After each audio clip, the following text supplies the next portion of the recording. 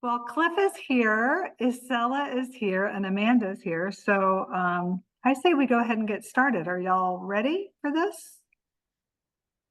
Okay.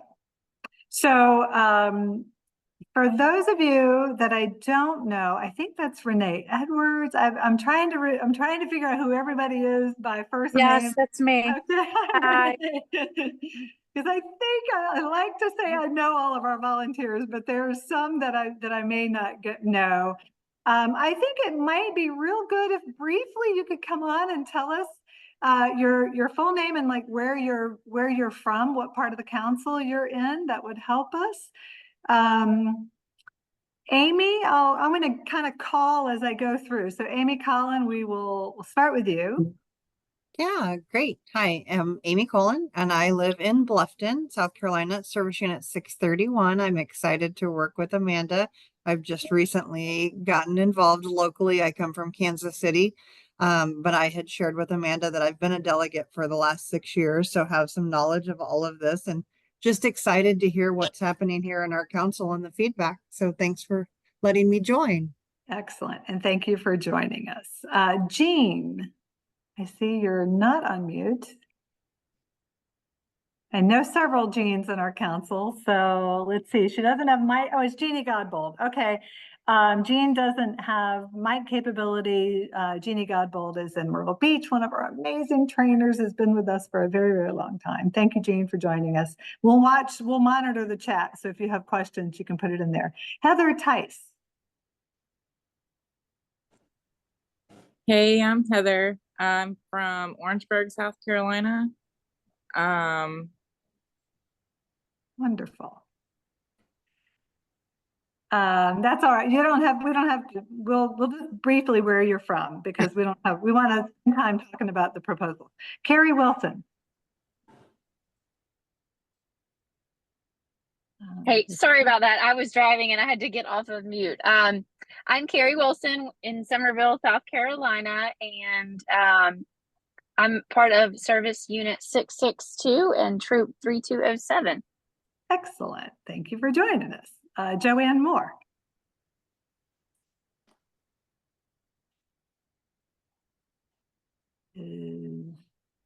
Maybe coming off of mute. Renee Edwards, you already came off mute. If you would briefly introduce yourself.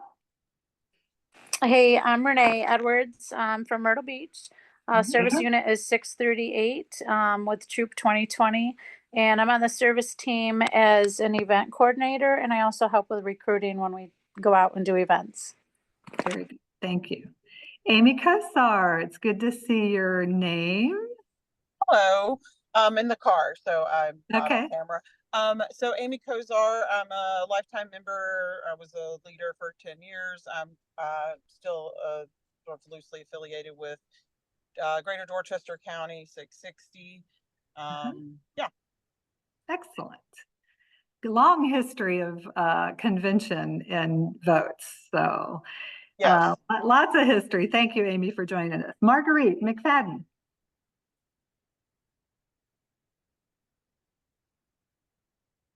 And we'll give her a minute. How about Angie Foy?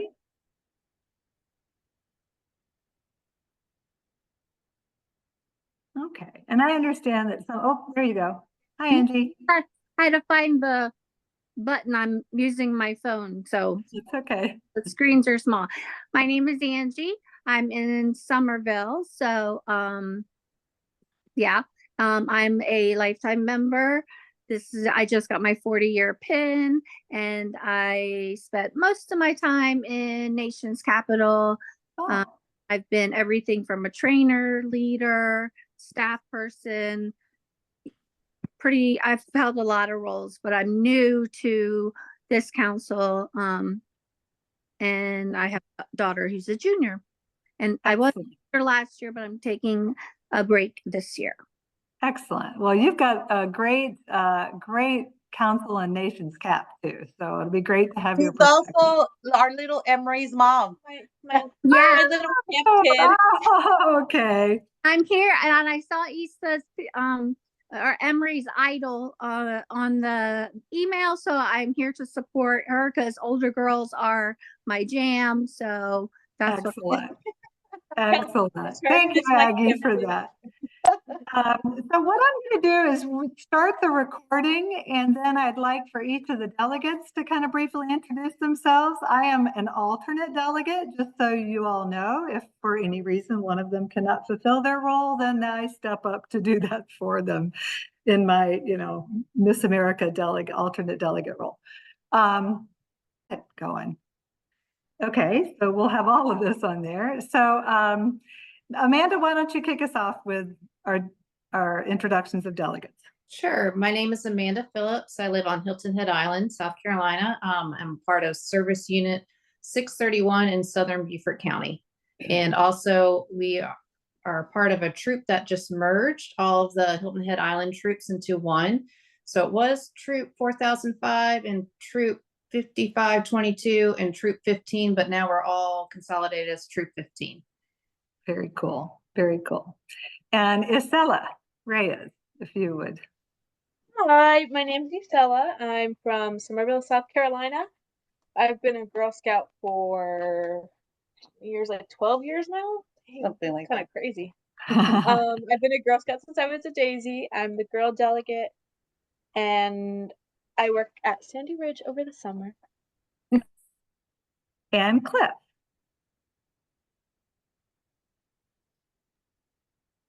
Hey everybody, I'm Cliff McBride. I'm the board chair, and I think I know just about all of you. If I haven't met you, I will meet you soon. Very good. Okay, well, we're going to get started. I'm going to talk a little bit more, and then we'll turn it over for discussions. And what I want to do is share this document, which is on our website. It's been there actually for a while. This is just 7 quick slides. That is an overview of what GSESC is proposing for the special National Council session. It will be conducted on October 19th. That's a Saturday. It will start at noon Eastern time. And we don't have links, but everyone is invited to listen in, and delegates will have special links to go in because they'll be voting members. So you can all listen in on the actual session as it occurs on October 19th. So GSUSA has presented 2 proposals that we'll be voting on. Both around membership dues, one around the girl membership dues and one around adult membership dues. The National Board is recommending that the annual membership dues be increased to $85 for girls and to $45 for adults. The Blue Book of Documents right now gives the National Board the authority to raise dues by 25% within one triennium, one 3-year period between National Council sessions. There's been a lot of debate and dialogue with the national delegates, board chairs, and CEOs beginning around this past July around the need for this and the need to raise dues more than $6.25. So the proposals, we didn't know what the actual numbers were going to be recommended by the National Board, and we just got that, I think, September 18th. And we're in the process now of getting feedback and questions, if you have, from our membership and understanding where our membership stands and just preparing our 3 delegates as best as possible before they vote on October 19th. It will be a fill in the blank motion, which is something that I had never seen before. But if you read the delegate workbook, which is on our website, it does have in the standing rules how they're going to do that. I did attend one webinar on this too. But basically what this means is instead of the board proposing $85 for girls and the having dialogue and debate about $85 and voting it yes or no, then it's kind of done. What the procedure will be a fill in the blank motion. So you can see that the proposed amendment says girl members pay annual dues of blank dollars. So there will be a series of a series of proposals for what that number should be. My understanding is that it has to be in a $5 increment and that each entity can only propose one number. So the national board can only propose one number, and they've already said the number they're proposing is 85.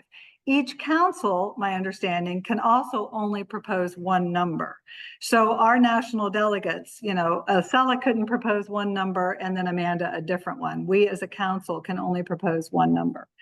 After all of the different number proposals are made, whether there's 6 or 10 or 4 or 2, then the delegates will vote to try to determine a majority, right? So if there's 6 different numbers that are proposed, each of our delegates will vote, plus the other 902 national council delegates, and they will, then the number that gets the majority will then be the proposal. Say $65 makes the majority, then that proposal will be voted on by all the delegates. It will be a simple pass-fail. Majority will determine if it passes or fails, a simple majority, not a 2/3. If there are 6 different number proposals and one does not achieve a majority, then there's a system for eliminating like the low ends numbers until over a series of votes, we do land on one number. Does that make sense? I don't know if I explained that the greatest way, but I think you kind of get the idea. And we'll go through that for the girl membership number, and then we'll go through the same process for the adult membership number. After each number is proposed, say there's 6 different numbers proposed, each number will then have its own dialogue and debate, discussion going on before the vote takes place. Are there any questions about that? I don't know that I was super clear on that. Again, I would take you back to the workbook, standing rules, it's in there.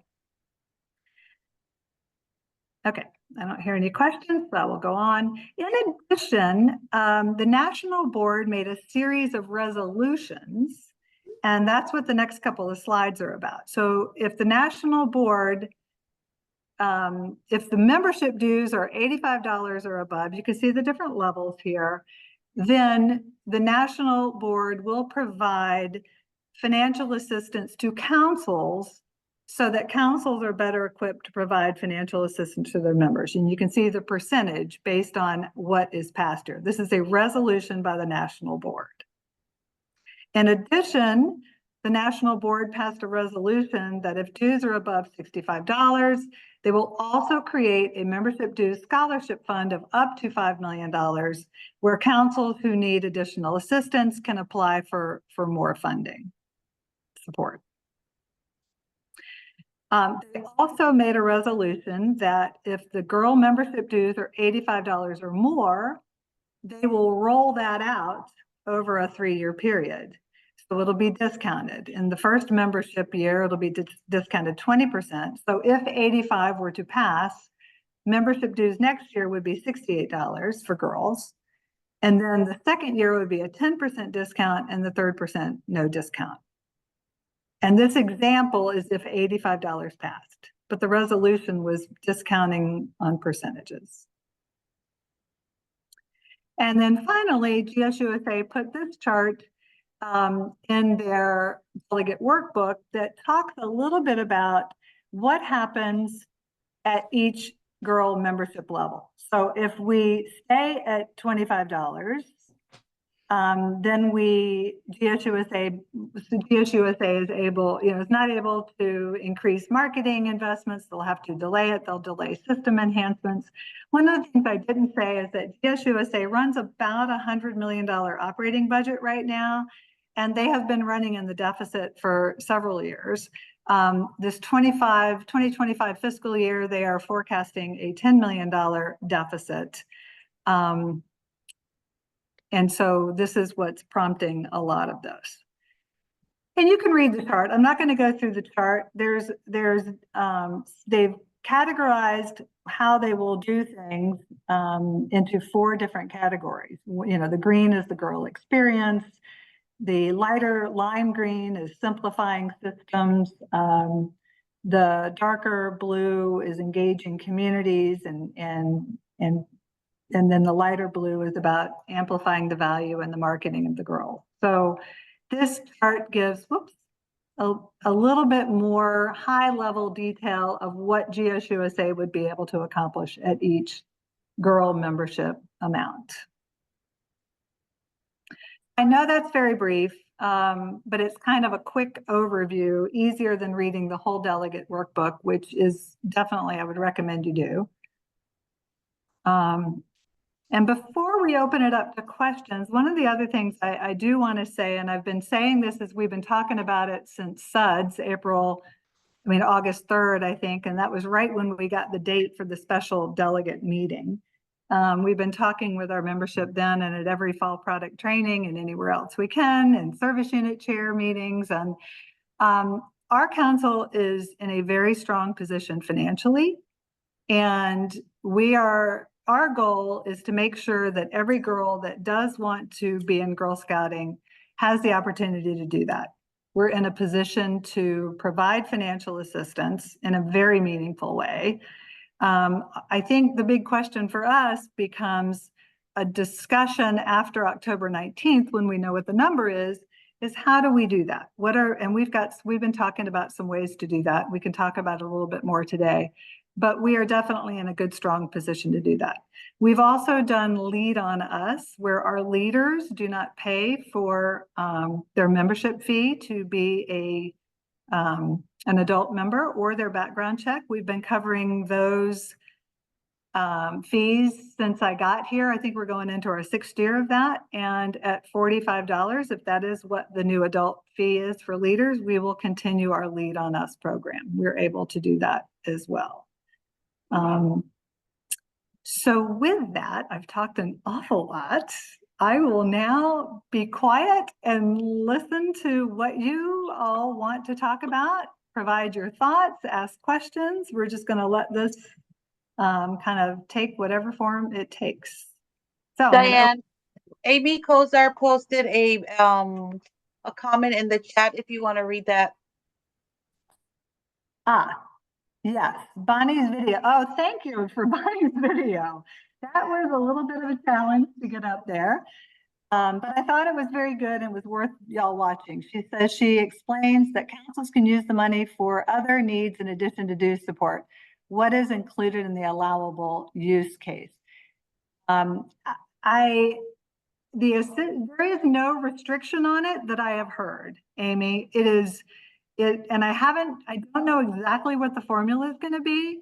I think it's probably going to be based on how many girls you have and percentages, and there is no restriction that I'm aware of on how a council would use that. I also do not see that we would be in a position to justify going for additional funding in the $5 million scholarship fund if they had it, because we're probably not going to be able to show a strong enough financial need for that. If you don't already know, we've run our budget and it's been approved by the board. Well, today is our first day of the new fiscal year, the new membership year. And the board approved the budget. We are staying at a $4 cookie box retail price. We're able to do that. We're super excited about it. We will be the only council in the country.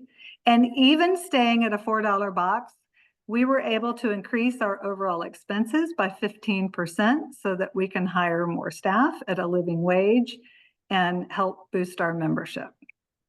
So we're very fortunate as a council. And so unrestricted, I think, was the long answer to your question, Amy. Oh, if dues increase the full amount, will there still be council dues and fees? I do not see that. Right now we have a $5 council fee that has been whittled down over time, but currently it stands at $5, and I do not see us adding a council fee after the dues increase.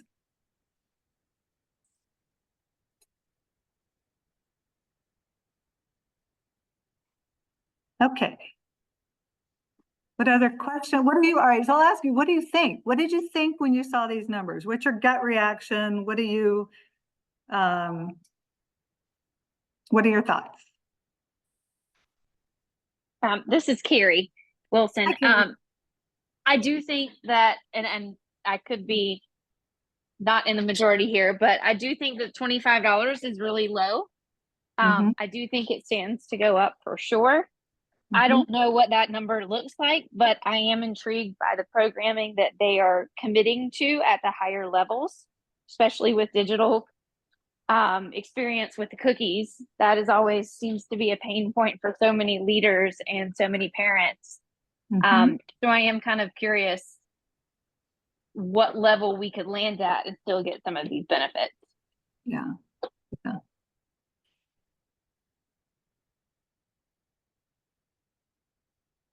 I think you are, from what I am hearing from a lot of different councils and a lot of different CEOs, is that people recognize that the cost of living has gone up and our membership fees have not over a long time. So it is more than likely time to do that. The question becomes, what's the right number, right? What's the right number to not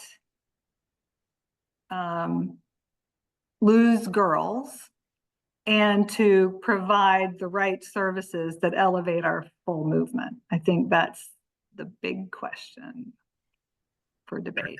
Diane, this is Yeah. Ian. I completely agree with the previous, I can't remember her name. Carrie. Carrie, yes, I completely agree with what Carrie said full-heartedly. And also when you consider that most of the sports that the kids are doing cost way more than $25. However, I think the $85 price, not price point, but membership dues point seems shocking when you look at it. So as a parent, I would say if we could find a middle ground, that would be reasonable. As a leader and Girl Scout, I agree. Like, I think as much programming as we could get, I'm all for that. But a mom or a parent being recruited and for membership doesn't know that side of it necessarily. And Girl Scout historically does not do a good job of marketing all the great things that we do and what we provide. Like, people don't know about the Gold Award, but every employer knows about the Eagle Scout. So that, but I mean, or if we could find out, if we could fall kind of in line with Boy Scouts, then if somebody said, "Whoa, that's expensive," like you said, with the cost of living, and if we could say, well, it's comparable to XYZ. Yeah. Completely. Oops, I'm sorry. I didn't mean to cut you off. That's all right.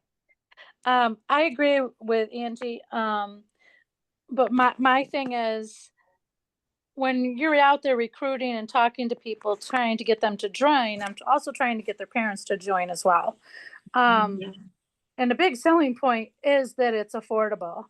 And when you jump from 25 to 85, it's no longer affordable, especially for people like me with multiple kids. So that's, I mean, $25 is very affordable. Yeah, it should increase because everything else in the world has increased, but to increase to $85, we struggle now with recruitment. I don't think it's going to help recruit any members whatsoever at $85. Yeah. That's something that I'm very concerned about too, Renee, is especially families with multiple children. In fact, we ran a report this morning and I put a slide up on the website of the median household income in our jurisdiction in percentages. So you can look at that and you can see where our median household income, it's a bell curve, and you can see where that lands. The other data we're looking at that I want to put up is how many of our families have more than one girl in Girl Scouts, right? And I think there's a lot. I've never looked at that data, so we're trying to capture that data now and make that available.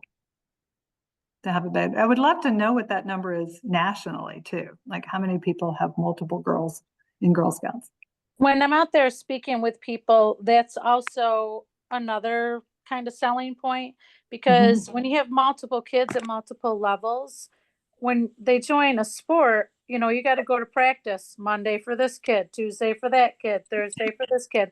But when you join something like Scouts and you get into a multi-level group, which there's tons of us out there, you just go once a week or whenever they have it, and it's just combined. And it's easier as a parent. And parents are really busy now. Yeah, absolutely. Diane, this is Amy Kozar.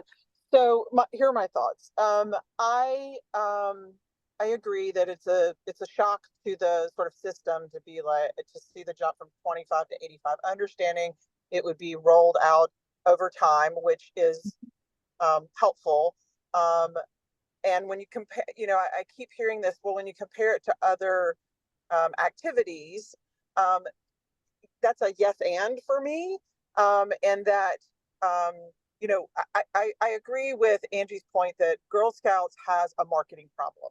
They have they just don't. GSUSA just does not do an adequate job of supporting councils in recruitment.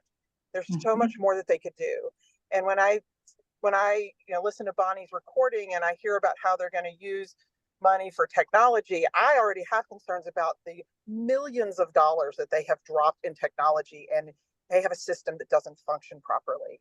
So I have a hard time sort of at the swallowing the pill of like, well, this is going to make things better with technology. Like, I don't know. I struggle with that. And so, look, I'm a big fan of Girl Scouts. It was an amazing experience, not only for my daughter, but for myself as a leader. Adults get as much out of being Girl Scout leaders and members as maybe even sometimes more than the girls do. However, I've just struggled with the jump to $85, knowing that in the next triennium they can then bump it potentially 25% more.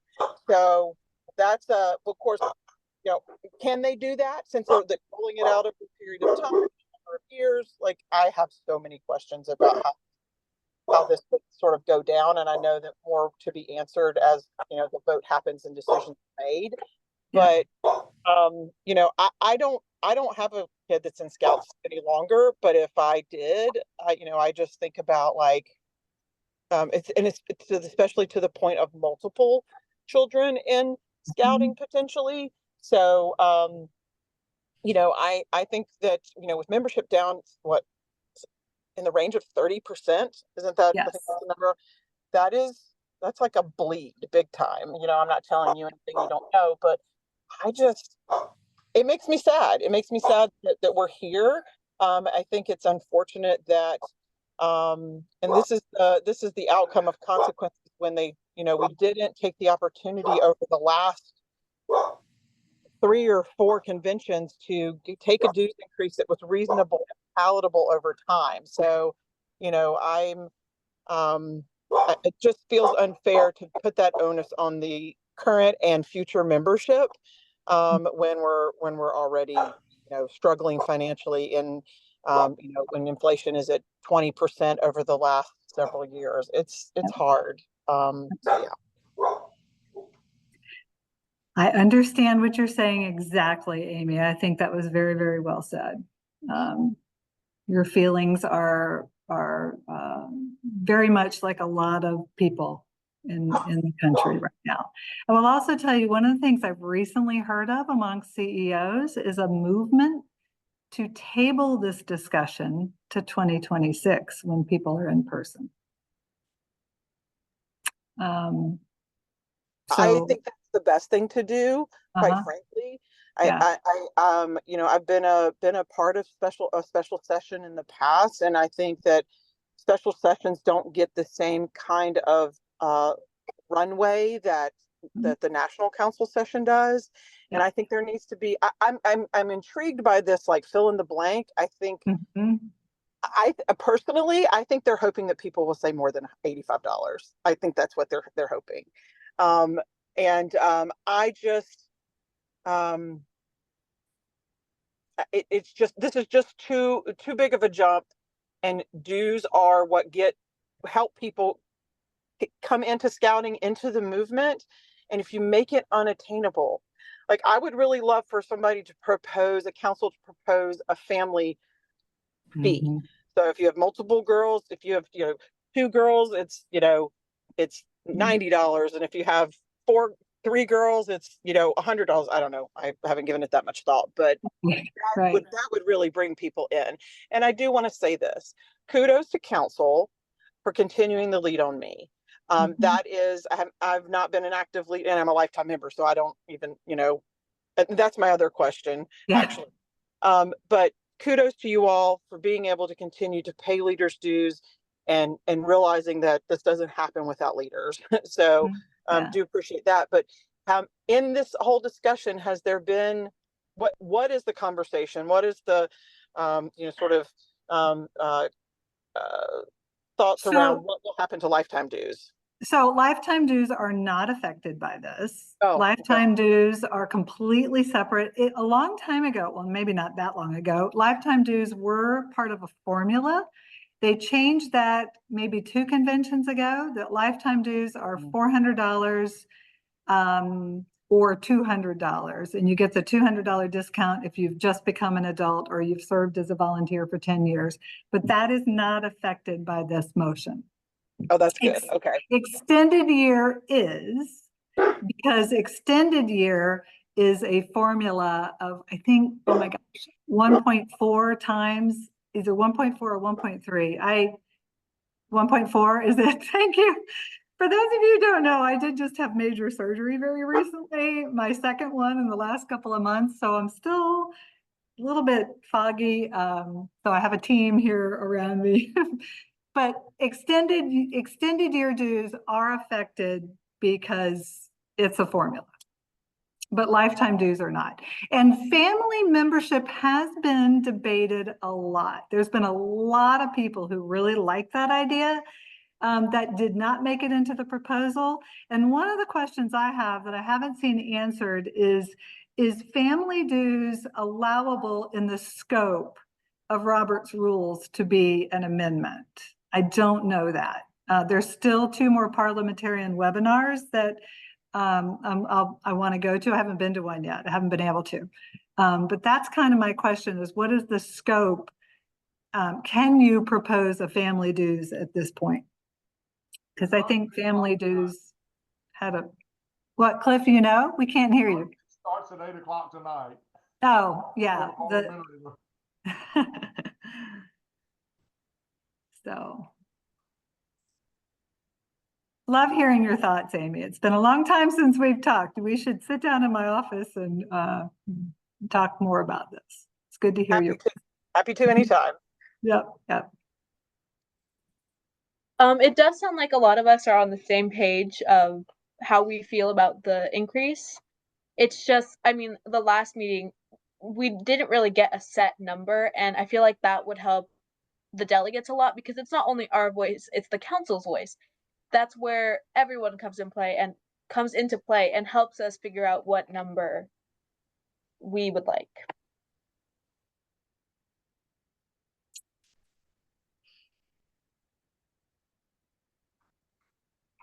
Diane, I have another question, and I promise I'll stop talking.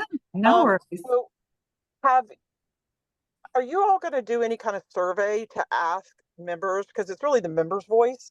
Are you going to do any kind of survey to ask the members where their threshold? Yeah, we had not planned on that. We had planned on these 3 Zooms. That's why we have them all pretty quickly. On October 9th is our last one. That still gives us some time if we feel like we don't have a sense and we haven't heard from enough people, we'll have the ability to do that. After our last webinar Zoom, which is next Wednesday, the 9th, we'll get together with the delegates and talk and figure out what more do we need, what more do they need to understand our membership to be in a good position for October 19th. I've got a question. For those that feel like whatever dues increase we in the National Council decides, is there some kind of grant or scholarship that a family or a girl or a leader could apply for to offer to get dues assistance? Yes, Carrie, you can do that now. We have Okay. a large amount of money set aside for financial assistance. We are in a very strong position to be able to do that. We've already had a lot of conversations about how would we administer financial assistance to our girls, because my thoughts are, first of all, I want to make sure every girl that wants to be a Girl Scout can be, right? No, but I also know that if you have to ask for financial aid, that's a barrier. And it's a barrier that a lot of people don't cross. So our job as a council is to balance how do we provide financial assistance to where it's needed in a meaningful way, right?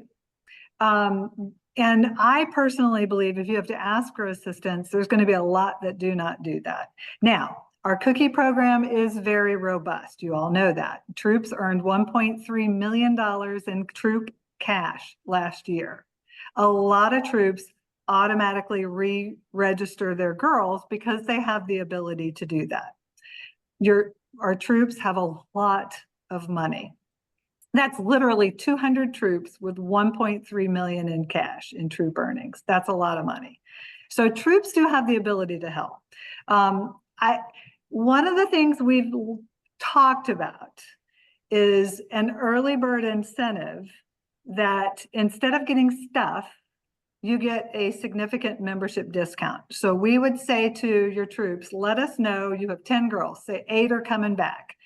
We will ACH out of your troop account, I don't know, $30 or $40, and we'll cover the rest automatically, right? I mean, that's one way of doing it. It may not be the right way. It's not very targeted for the girl that necessarily needs it. But we have the ability to do this. And I think it's the right thing to do. And we will be having a lot of discussions with all of our leaders about what are some ways that we can manage our financial assistance. So that would be council specific. That wouldn't be relevant to the GSUSA vote. That's correct, Angie. That is how we will manage whatever number comes out of October 19th. Right? And how do we help soften that over time as well too? Right. We have a good ability to do that. And I see your comment, Amy, about diversifying fundraising. We are working very strongly on that. We have an amazing board of directors that and a very strong fund development committee. We're looking at several different events. We just had a record-breaking Women of Distinction event. So we are definitely making strides in that as well too. That's always something we aspire to do, is diversify our revenue sources. It's Renee again. I just had a kind of a comment. One of the Medicaids here in South Carolina covers part of the Girl Scout stuff. We have never been able to get it to work. So anytime, like, I can't remember who it was that sent it to me, maybe Ashley, of how to go through and do it. And I would give it to the parents, and this is the Blue Choice program you're talking about, Renee? Yeah, it's like $30 and then they get $5 in the store or something. Yeah. I don't know, because we've never gotten it to work.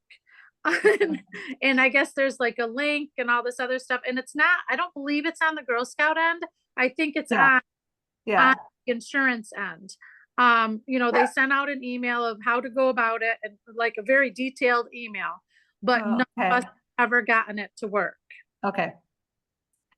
Thank you for that feedback. I didn't know there was a problem with that. It's not a huge number of girls, but if it's not working, we need to work with, I think you're talking about the Blue Choice program, so we can definitely look at that. I'll look for the email and I can forward it along to somebody. Okay.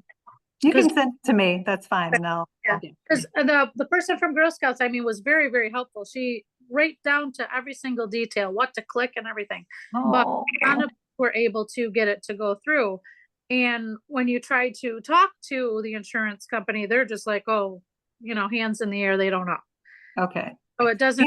We had a conversation earlier today about if you have to click 3 times, you've lost me. Yeah. Yeah. That's it. I'm done after that. It was about, yeah, it's a whole nother thing. This is Joanne Moore with Service Unit 651 in regards to the Medicaid information or assistance. Yes. The parent actually has to go to the website themselves and request it. Yeah. That's the way a couple of our girls have done it. Yeah, we've done that. There's been 3 different parents in ours that have actually tried numerous times and it does not go through. So I don't know if I mean, I'll be the first person to tell you I am not technically friendly whatsoever. So but you know, when other people can't do it too, I know there's an issue. Yeah. Well, I had one parent to get that done, and she went to the website, and they evidently issue a card, a credit card or a debit card or something, and the girls pay for their membership that way. I don't know all the details because I gave it to the parent, and our girls were registered. And I think it's Healthy Blue, maybe. I'm Oh, not Healthy sure. Blue. Yes, that's what it is. Thank you. Thank you, Joanne. You're welcome. Are there other questions that y'all have that haven't been like information you'd like to see from GSUSA? Not that I can guarantee I can get it, but I can certainly, I do have a way that I can ask. Did have a question in our webinar last Thursday about what was GSUSA predicting for a membership decline in their modeling, and was able to post an answer from GSUSA on the website today to that question. And, oh, and by the way, the answer was, well, they don't know, but they think it will be between 0 growth and 12% down. So if you have questions that we can, you know, help try to get back and facilitate, I can field those. Can we circle back to the CEOs voting to table it? Oh, I'm just saying that's like the latest buzz I am hearing from my fellow CEOs. I've seen several people talk about this is what we ought to do, and I don't know. We haven't, as our delegate, talked about, do we want to table it? I just know that is kind of a ground-swelling discussion topic in the last couple. I'm voting to You our think that's a good idea, Angie? our delegates go rogue. I think holding it to the national convention, having been 2 of them, that having that discussion, that robust discussion in person will make be far more effective when it comes to actually picking a number and getting real heard from all different parts of the country, you know, because a price point in Manhattan, what is acceptable there is very different than what's acceptable in Bluffington. So that's my vote from little old. Yeah. I agree Thank with you. for- Miss Angie. I especially when during COVID when we had to do virtual school, I feel like I pay more attention when we're in person and not virtual. And I feel like we're gonna get a lot more productive conversation if it was in person, because even then in person at the actual meeting, it shows who voted yes, who voted not who, but it says this many votes yes, this many votes no, this many people didn't vote. Like imagine how much of an increase the didn't vote people will be because it is virtual. Yeah. Well, and piggybacking on that, how many on here have been delegates during the virtual session? And did you think that was as productive as in person? No, not at all. You can say, Virtual was that the was worst. painful. That was a painful process, and it was 11-hour days. I think 3 of them back to back. You get to the point where you are just brain dead, and it was hard, Amanda. They've also said if you're a delegate to hold Sunday the 20th. Because they start at noon on the 19th, and if they don't finish, they want to be able to go into a second day. And again, remember, every single number that is put up there is going to have dialogue and debate. So this is going to be a very long process. They added that day on specifically for this line item. Yeah, yeah. I just want to say virtual is the absolute worst. I was the alternate delegate in that. And I spend my life on a computer doing training virtually. Like I'm used to it, and people do not stay engaged. They just don't. Mhm. Mhm. I also think I saw somewhere and I read it on the delegate page where you would propose amendments beforehand so they could read off there. I feel like that's just going to cause a lot of debate, because I know during the meeting I wasn't going to sit here and write a amendment or a proposal if beforehand for it. Right. Like me and Amanda were sitting down and it was like, wait, I got this idea, and then I wrote it down. So I feel like it doesn't strike as many ideas as there could be. That's a real good point. It does happen much more quickly, and you're standing up there in your queue waiting, and you're still crafting your message as you're waiting to get to the microphone to speak. Yeah, that's so. Amanda, Isela, and Cliff were in person in Florida. Gosh, 2023. And the 3 of them were absolutely amazing, so engaged. Isela was like 30 seconds from being able to make an amendment, which would have been so good. And then they shut down dialogue and debate. It was so close, but yeah, good point. There's a question in the chat. Yes, I see that from Jeannie Godbold. Thank you, Jeannie. If any delegate has not asked yet, what are the guarantees for the promises from GSUSA considering 3 years from now? A lot of turnover will occur. I think that needs to be done. So these are board resolutions. The number that's approved will be approved. The things around them, the rolling out of dues, the scholarship, the assistance to council, those are all resolutions. And a board resolution can be undone by any board at any time. It is not set in stone. So there is no guarantee. It was done in good faith by the current board to say, we hear you, but there are no guarantees around that. I have also seen discussion from just today, actually, from a group of CEOs saying, we should figure out how to build these board resolutions into the proposals so that they are more guaranteed. I'm not sure how you do that. Again, I don't think that's in scope, but there's been discussion around that.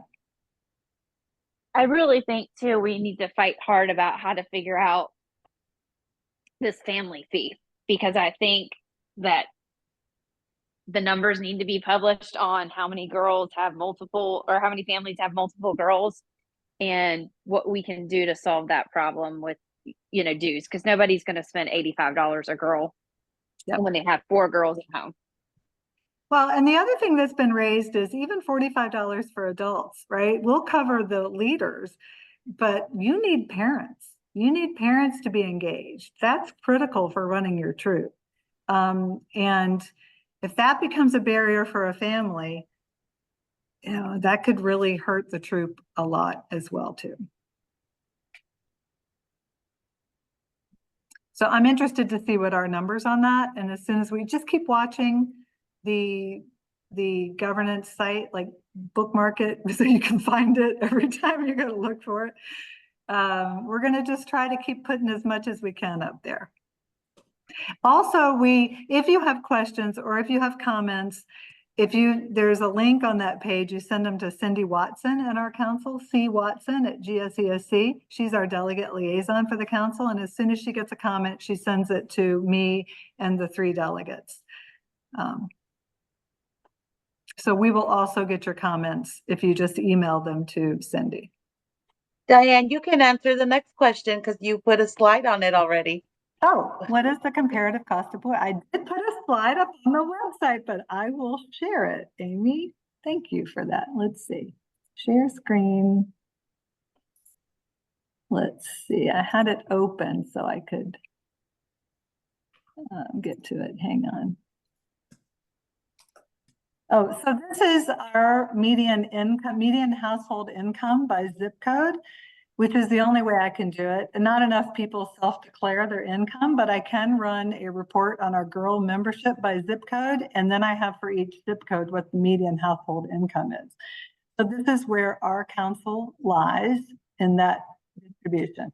You can see the bulk of our membership, 38%, has a median household income of $50,000 to $75,000.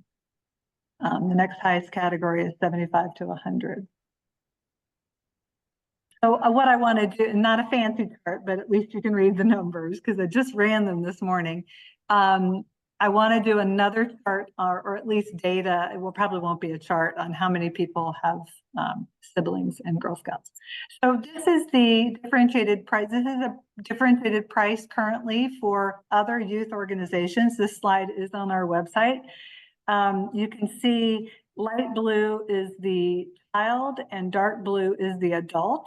Boy Scouts right now are at $85 for the child and $65 for the adult. You can see Girl Scouts at $25.25, American Heritage Girls 60 and 40, Frontier Girls 35.35, and 4-H. I did not realize they're regional fees. So the girl fee is anywhere, or the child fee is anywhere from $10 to $50. And the adult fee is $10. Now, I also think, I'm not an expert on Boy Scouts, you'd think I should be, but I'm not. I understand that councils, local Boy Scout councils can also add on top of this. So, but this is the national organization.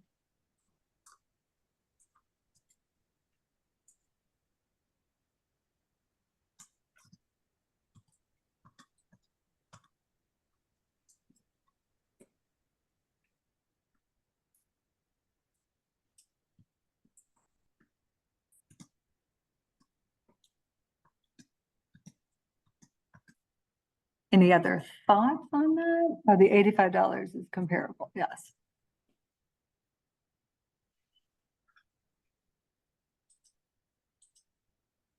Oop, we're almost 7. We got a little bit later start, so I don't want to cut us off from our introductions. What else would y'all like to talk about?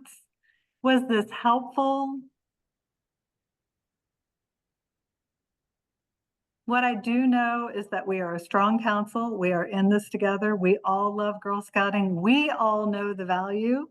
Aggie reminded me this morning in a meeting that what I love to say is I raised 2 boys, I've raised thousands of girls, but if I, as a parent, had girls and I knew how my girl would thrive in this organization, I would be beating down the doors. You couldn't stop me from making her a Girl Scout. Not enough people know that. Not enough people know our value. And if people knew our value, they'd be beating down our doors to be part of it. And the key is, how do we get people to understand that? I constantly say we're a people business. It is a referral business. We are one-on-one. I join things because my good friend says, oh my gosh, Diane, this is the best thing ever. You got to be part of it. And then I'm in, right? That is who we are.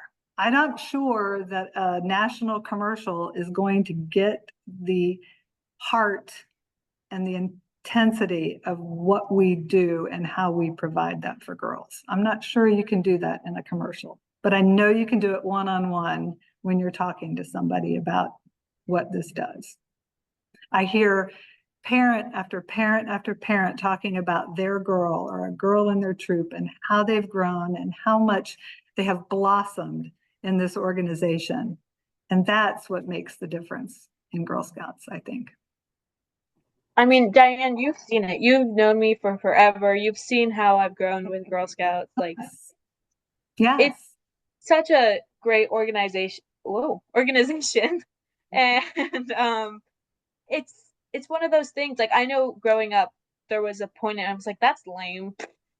But like, once you truly recognize how much it does for you, that's when you stick with it. And a lot of people don't realize that. Yep. Diane, I'm wondering if like word of mouth, if, you know, sometimes you get like an incentive, like if you refer a friend, you get $5 discount. If that could be something as a possibility to get that word of mouth out, you know, a referral is a discount in membership. Ah, great idea. Great idea. Great idea. I also often, if you know me well enough, I have so many things that I always say about Girl Scouts. The other thing I always say is that bring a friend has never been really greatly successful, because if you're a girl in Girl Scouts and you love it, you're already telling your friends to join, right? You're already doing that. I think of other organizations I'm in that I volunteer in, that I love, and I'm already telling my friends, you got to do this with me, right? I don't have to be incentivized to do that because I automatically do that. So there's a lot of things that come into that. We got to make the experience for the volunteer so great, and nobody laugh at me, but we got to make it so great for y'all that you want to tell your friends, oh my gosh, you got to do this, right? I know there's a lot of pain points in Girl Scouts, and we truly try all the time to make those less, make it less painful and make it more enjoyable and make it easier for you so that you can do the work for the girls. But if the girl is having a good time, the parent is happy, the volunteer is happy, we organically grow because they want to bring their friends into it. But I do love the idea, Amanda, of that incentive, right? Extra bonus if you bring someone in. I do have a question, if it's not too late to ask. I know we're already kind of past our time, but I thought an interesting comment was made by Amy about well-trained leaders are vital to the girl experience. I could not agree more. Absolutely. Amy, what does that look like? What resources do you think would be helpful for Girl Scout leaders? And there's a reason I'm asking, and I don't know if I want to show all my cards right now, but I can take it offline with you, Diane. It's about AJLI, but anyway, what are you looking for, Amy, when you say well-trained volunteers? Anything specific? So I was a trainer with council. I guess maybe technically I'm still connected, but my daughter graduated during COVID, and so Amy, you're a lifetime member. You're always connected. Oh, absolutely, absolutely.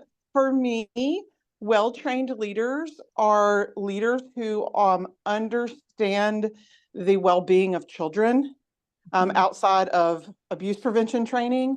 They understand the psychology of how they impact children and the way they interact with them, because damage is done so easily. A lot of the training has gone virtual and online and there's just nothing that replaces in-person training through networking and storytelling and learning. that happens. And so those, volunteers that I've trained over the years, have shared with me that, time spent, and it's hard. I get people are busy, but like, if you want to be a good resource for children, and you have to invest in your learning and your time spent. And I think, and Michaela is amazing. So I want to say that, be very clear about that. And And Jeannie so, is one of our great trainers too. Yeah. yeah. And so, we, I know that it's GSUSA's move, and I know that you all as a council really just follow what GSUSA is recommending, but we spend entirely too much time in front of a computer, in front of a screen, and we are losing that human connection that is where it really encourages like the real learning and the engagement. Yep. I don't know what the magic sauce is to answer your question, but I know that time that I spent with leaders in training and in other resources were how I developed relationship and friendship, and you just can't replace that. Yep. So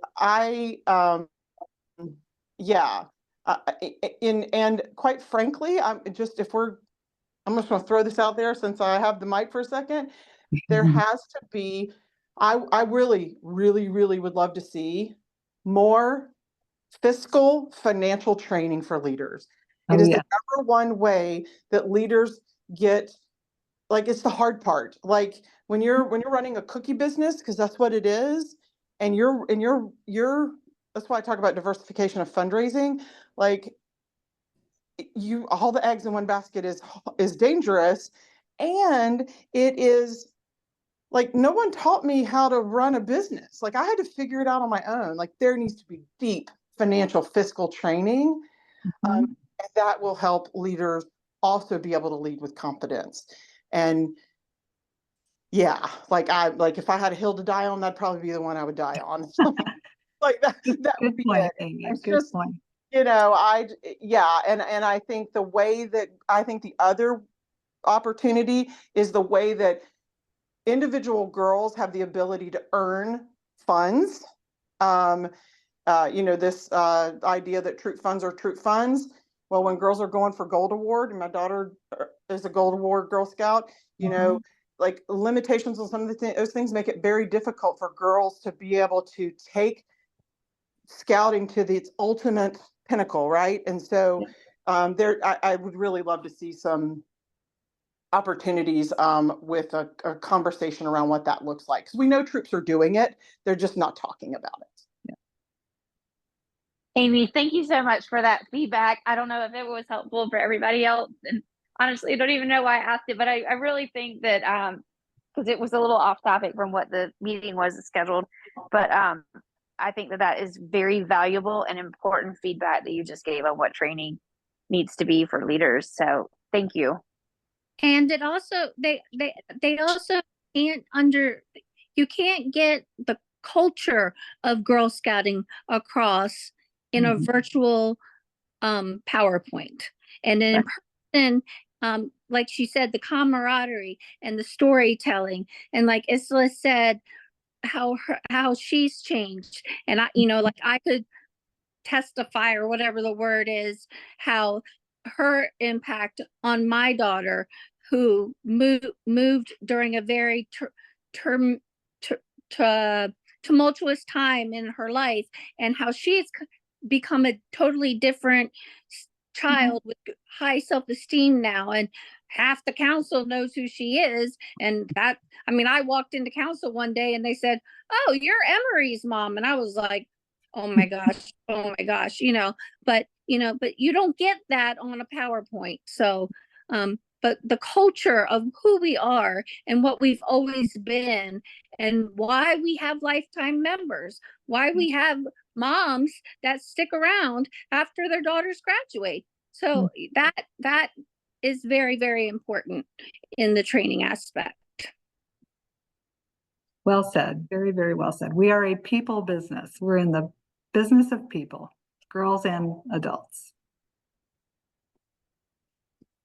And girls really do need a good leader. They look up to them. Like especially like even at camp. I love camp, if you couldn't tell. But like no matter where, like girls will always look up to you. And like even little Emery, like every time I see her now, she runs and gives me a big hug. And like it's just one of those things that you want to have that trust with those girls.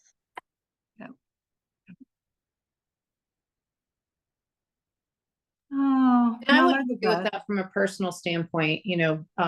Some of you all are privy to this, but my own daughter just had a very big lack of confidence, and that was as a result of a lack of training with a volunteer leader.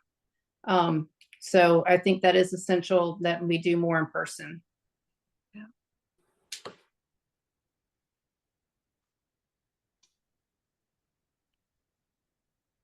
Thank you all for your comments. A lot of good comments. Remember, this will be available for everyone to view. And I appreciate your passion. I appreciate your comments.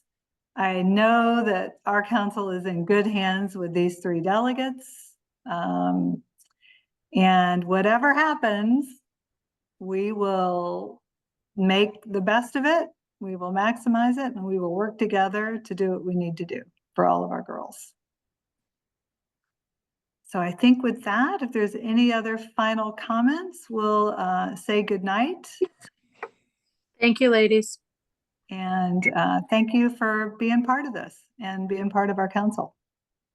Thank you, delegates. Yep. Thank you. Bye, everyone. Bye.